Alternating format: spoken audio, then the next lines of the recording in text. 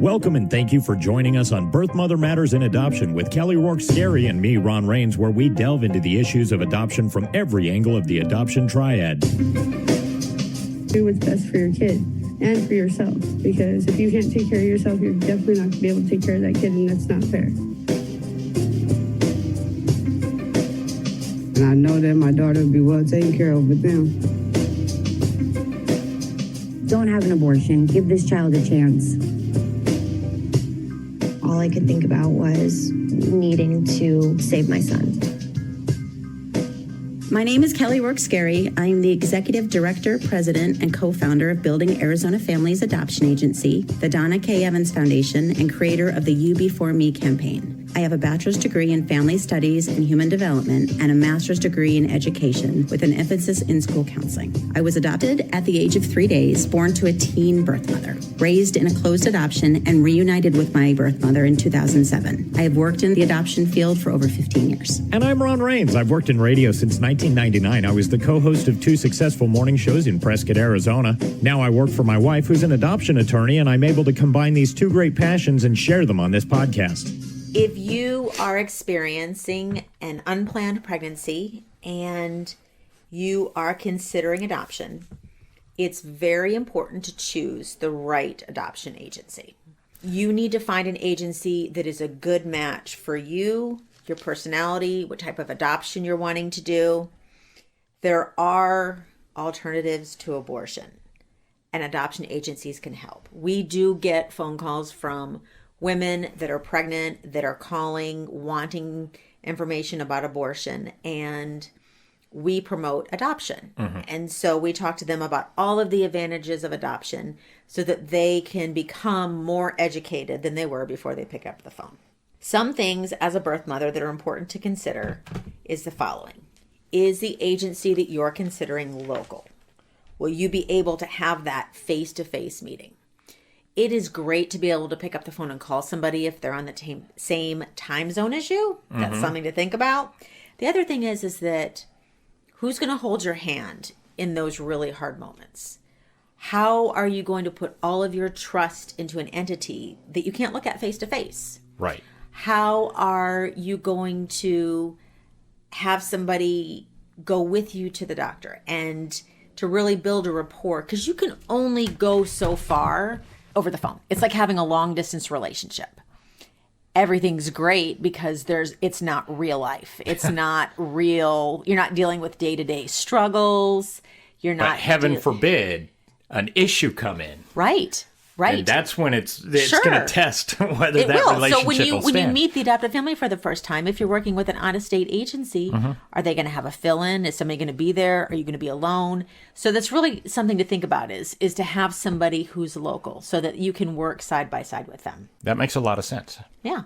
Does this agency, I tried to, by the way, Ron, I do try. Now, I don't even know how this works. Say a birth mother in Arizona wants to be represented by an agency. Can she choose an out-of-state agency Yes. to do that? I didn't know that because I've only dealt with birth mothers who are dealing with either Building Arizona Families or my wife or right. Right, absolutely. Yes, they can. They can choose an out-of-state agency. Again, it's something to really evaluate. Right. What happens is outside agencies of the state of Arizona will advertise in Arizona. And so a birth mother may not realize That they're an out-of-state until they're agency. already in the program. Okay. So you'll want to know, too, if the agency has an office or they're telling you they want to meet in a public location about placing a baby for adoption. You really need to have the confidentiality of being in an office. I know that our licensing, we're licensed by the Department of Children's Safety, and they have said over and over again, it needs to be in the confines of your office because this is confidential information that you're discussing. You don't want it out in the public. You don't want to meet at You don't want to meet in a Circle K McDonald's. parking lot. Okay. Right. You also want to know how long the agency has been in practice. You know, an agency that just opened their doors last year may not be as experienced as an agency that has been in practice for 15 years. There's a difference in working with a seasoned professional versus somebody who's just starting. Let me give you an example. So when you go to a doctor, if you have a new doctor who just graduated and got her license and you go in with an ailment, what I have found personally is the new doctors will start ordering tons of tests because they don't have the medical experience to rely upon. Whereas if you go to a seasoned doctor, they do an exam and they can gauge from there and then order the tests that are absolutely necessary. Right. So you're only getting 2 or 3 tests possibly. Versus 10. Yeah. So having dealt with somebody who is confident in their ability to understand what's going on and be able to execute what needs to happen, I think is vital in something as important as your health or an adoption. Wanting to know if you will have your own case manager or sharing one with the adoptive parents, it is my opinion, and my opinion only, that I believe that's a conflict of interest. To not represent, but case manage for both sides of it. Yeah. Now, that doesn't mean, like Sarah, one of our workers, had talked about in the past, does that mean that she can never take a birth mother to the doctor? That's not what I'm referring to. The ultimate case manage responsibilities. So in the hospital situation where the case manager for the birth mother is there, and then the case manager for the adoptive parents is also there. That way they each have their own advocate. Again, that doesn't mean they can't jump sides and help out. But as a whole, the practice is that each side is represented by a different case manager. Right. And again, that makes a lot of sense. It really does. I always say, if there's ever an issue, like the birth mother wants something that the adoptive family isn't in favor of or vice versa, and there's conflict between the two workers, I actually love that because that shows me that they're advocating for their client. Okay. And then I can step in and help resolve the issue. Right, kind of mediate but between the two. But I want them to stand up, and I encourage that. Our aftercare service is available. That's something, again, our agency does offer. I think it's imperative. I think that just because a birth mother has had a baby and placed for adoption, having that service is critical because you never know when you're going to need it. Like our moms can deliver, place your baby for adoption. They can take a break, go on sabbatical, take a vacation, and come back when they're ready to deal with any issues that arise. Not having that leaves you kind of out there floundering, not having a real resource to go to. We also will provide counseling services with the same counselor that they saw during their pregnancy at no cost to them as well. So if they come back and they say, you know what, I'm struggling, I really need some help, we'll pay for them to go and have some sessions with Chris. So I think that's important as well. Also, you can ask the agency if they can provide references from previous clients. I know when you come into our office, we have a TV playing and it's testimonials of women that have gone through the program. And so a lot of times I'll meet with one of our new clients and she'll ask a question about, she's like, oh, I saw it on the video, I didn't know that, or oh, wow, that really made me feel better. So we always have that playing so they can see what this is really like. And what other people who have been with you. Now, will you connect them directly if they'd like to speak to somebody, or is that not something that's not directly. Idea? I mean, we have had a birth mother who has placed with us, and we have had her sometimes come in and talk with a case manager there about her experience if she chooses to do so. Okay. Yeah. Another question that I would ask is, how quickly can you make an appointment? When you decide you are ready to do an adoption plan, many times you're ready to start then. You're doing it. You may be homeless. You've made an incredibly difficult decision. And when you're ready to move forward, you're ready to move forward. Right. You don't want to be put on a waiting list and say, we might show up at Tuesday between 2 a.m. and 6 p.m. Right. So yes. Like the cable company or whatever. Exactly. So for instance, with us, when you call, sometimes we do same day appointments. Sometimes we do next day appointments, depending on what's going on. And maybe what time of day it is when they call. Certainly. Yeah. Okay. And that way you're able to get right in and you won't be getting off the phone without having your appointment. Okay. You'll want to ask what type of services will be provided. So whether or not you'll be able to receive counseling services, whether you'll be receiving transportation to and from your medical appointments, if the agency is going to help you get on access or whatever state medical insurance you're eligible for, what type of financial assistance that they can provide, if they offer both open and closed adoptions. there was a huge movement about 10 years ago where some agencies said, we are only doing open adoptions now. We only do open adoptions. Right.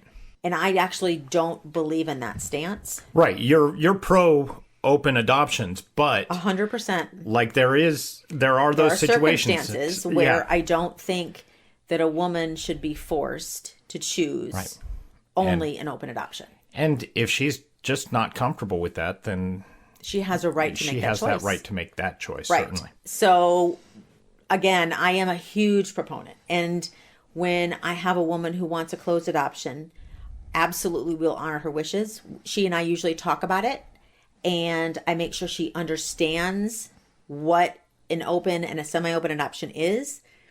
And then after listening to her story, when she wants to do the closed, then that's fine. We'll support that, and we'll empower her to make that decision. And that's a big deal.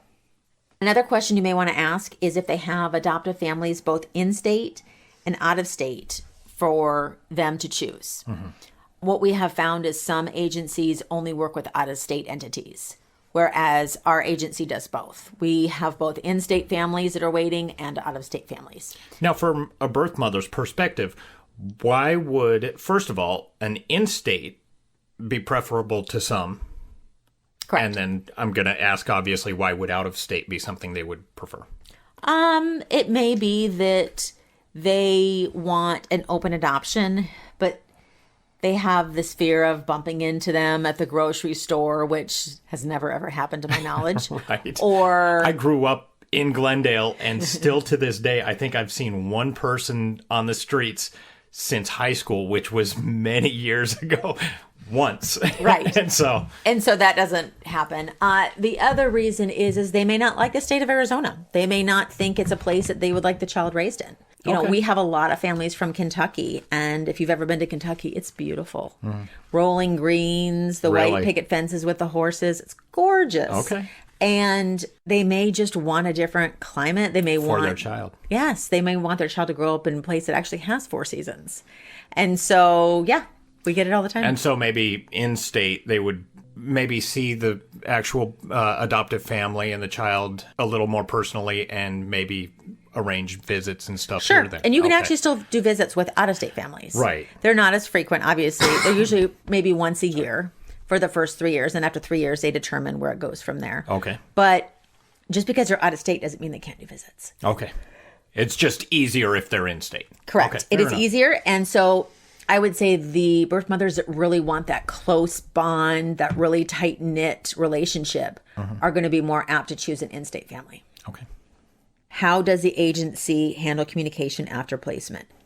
We do get this question quite a bit. And we actually have a situation right now where the birth mother is not happy with the follow-through of the adoptive parents regarding the after placement communication. And that is something that we do stand behind. Not only as an agency do we jump in and try to remedy the situation. We bring in our agency attorney, happens to be your wife. Oh, I know. And great lady. and together we work with her and with the adoptive family to kind of remedy the situation and get everybody back on the same page and understand what has been agreed upon and fix that situation. I think that, the agency really needs to meet the needs of the birth mothers first and foremost, as an agency to believe in the women and their right to choose the type of adoption journey that's best for them and their unborn baby. So for those of you that have questions about our agency, we are located in Phoenix, Arizona.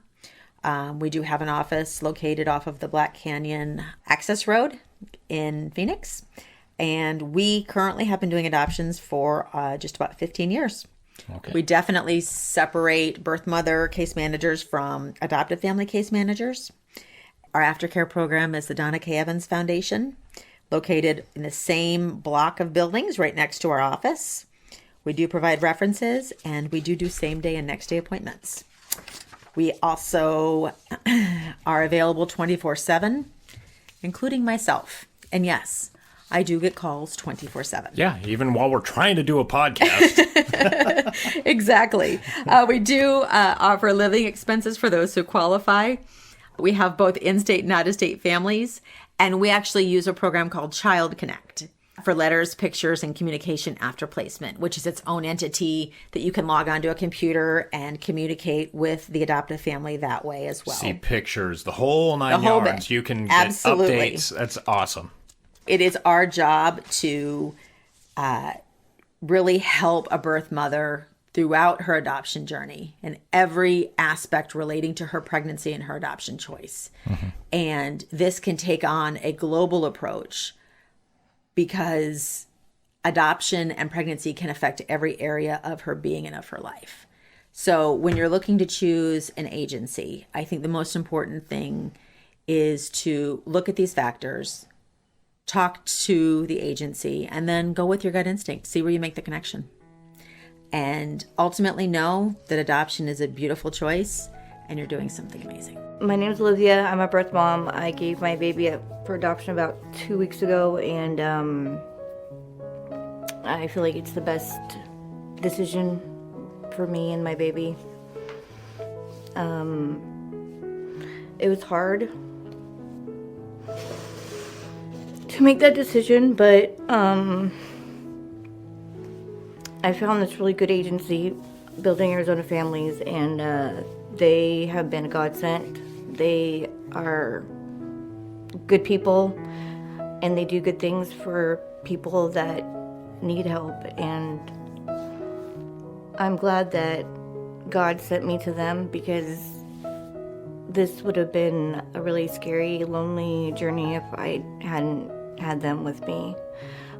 They've helped me get back on my feet. They help me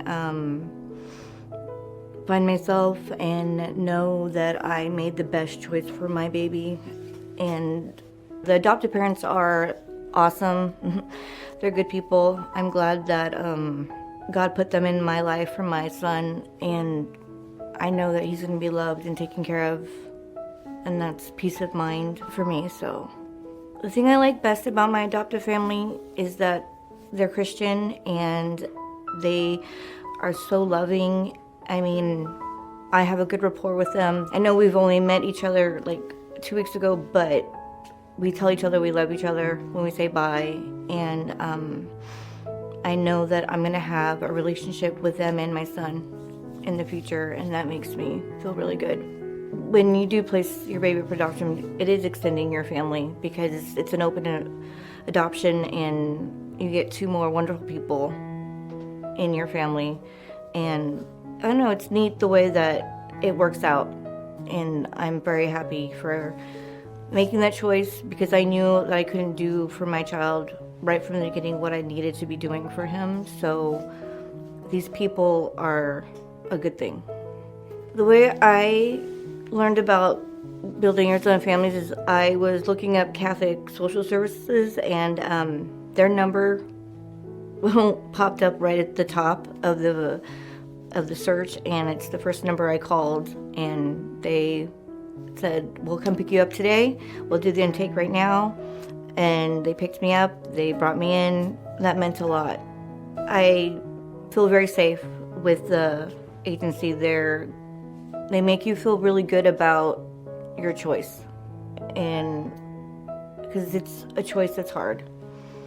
The thing I would tell a woman that's pregnant about adoption is that it's not a selfish decision, that it's a selfless decision, and that if you know that you can't do for your child what you want to do for your child when you have them, that's the best thing you can do for them, is give them to a loving family. When I started the program, when I first came in, I did feel alone, and I felt very unsure about what I was going to be doing. After coming in and doing my intake and with Building Arizona Families, no, I didn't feel alone. I felt very taken care of, in a sense. I felt like everything was going to be okay, and I still feel that way. I feel that these are people that I'm going to have a relationship with for the rest of my life because of the gift that they gave me. We have a pregnancy crisis hotline available 24/7 by phone or text at 623-695-4112, or you can call our toll-free number 1-800-340-9665. We can make an immediate appointment with you to get you to a safe place, provide food and clothing, and started on creating an Arizona adoption plan or give you more information. You can check out our blogs on our website at azpregnancyhelp.com. Thank you for joining us on Birth Mother Matters in Adoption, written and produced by Kelly Rourke Scary and edited by me, Ron Rains. If you enjoy this podcast, rate and review us wherever you listen to podcasts. And as always, thanks to Grapes for letting us use their song I Don't Know as our theme song. Join us next time for Birth Mother Matters in Adoption. For Kelly Rourke Scary, I'm Ron Rains, and we'll see you then.